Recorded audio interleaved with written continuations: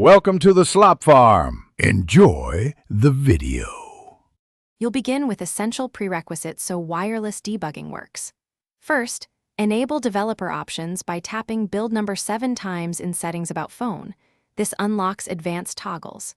Next, connect the phone to your PC with USB and install Android SDK platform tools so ADB commands are available. Finally, toggle USB debugging in developer options and accept the computer's RSA prompt on device. This establishes a trusted initial ADB link. Once done, you can move to pairing and network steps for wireless access.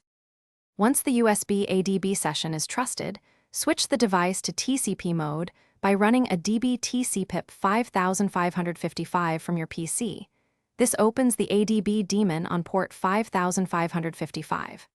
While still on USB, get the phone's local IP address from Settings About Status or run a DB shell IP route and read the gateway line. Then unplug USB, and on the PC run a DB connect followed by that IP and 5555. This connects ADB over Wi-Fi.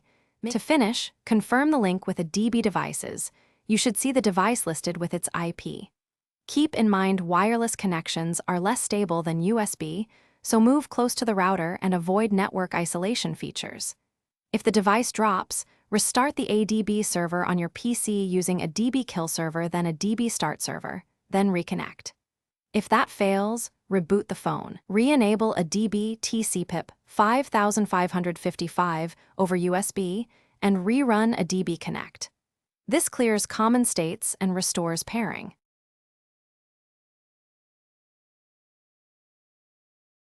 Thanks for watching. Consider subscribing if we helped you today.